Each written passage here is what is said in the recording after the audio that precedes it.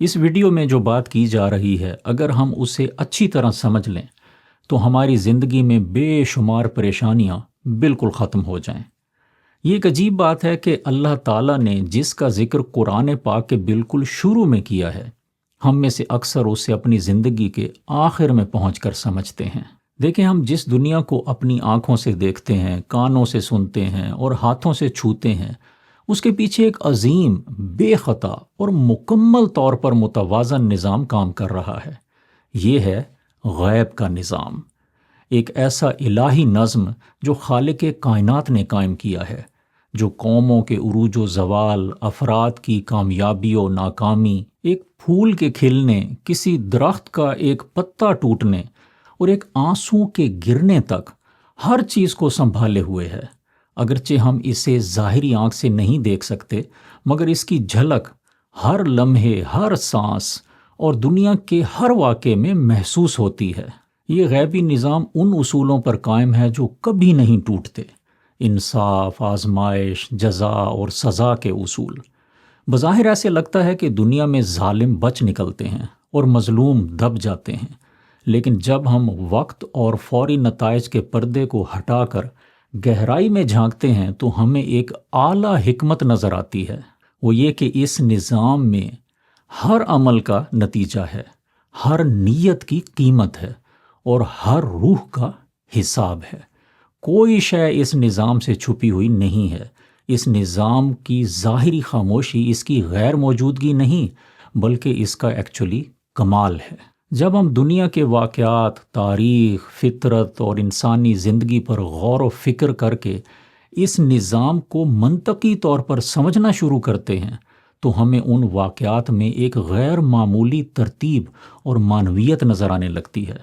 تب ہمارا شعور ایک گہری سچائی کی طرف بڑھتا ہے کہ یہ دنیا محض اتفاقات کا کھیل نہیں، بلکہ ایک بڑے اور باحکمت منصوبے کا حصہ ہے۔ اور جب یہ سمجھ ایمان میں تبدیل ہوتی ہے، یعنی غیب پر ایمان، تو دل کو ایک عجیب سکون نصیب ہوتا ہے۔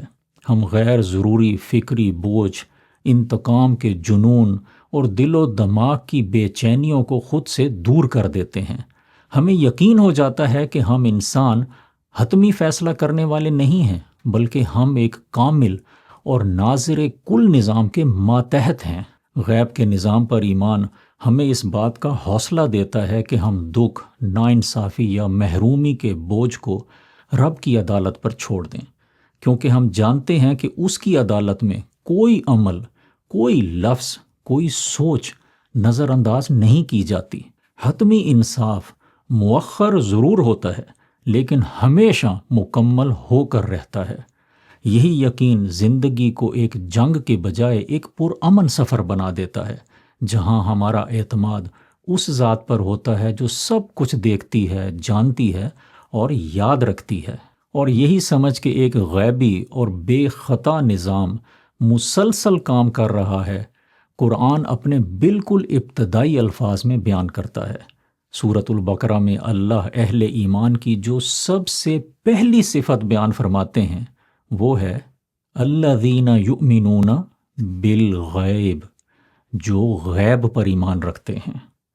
یہ غیب پر ایمان صرف اللہ یا آخرت کے وجود پر ایمان نہیں، بلکہ اس مسلسل باحکمت اور عادلانہ نظام پر بھی ایمان ہے جو ہماری نظروں سے تو اوجھل ہے، لیکن ہر لمحہ حرکت میں ہے۔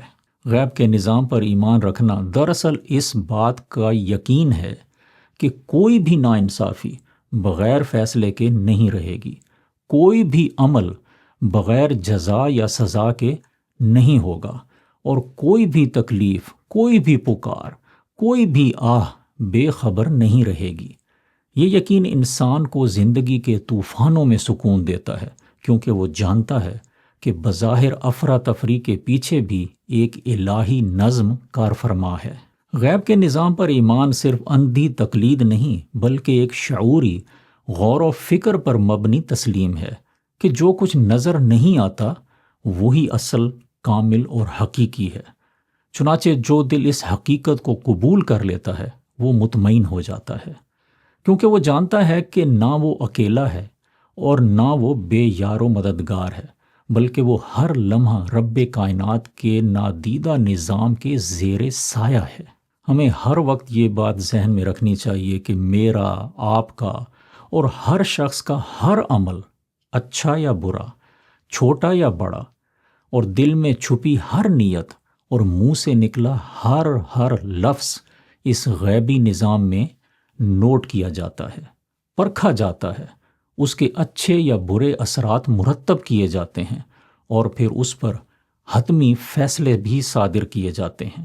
اس غیب کے نظام میں کچھ بھی، ایک ذرے کے برابر عمل بھی بے عدل، بے اثر اور بے نتیجہ ہرگز نہیں رہتا۔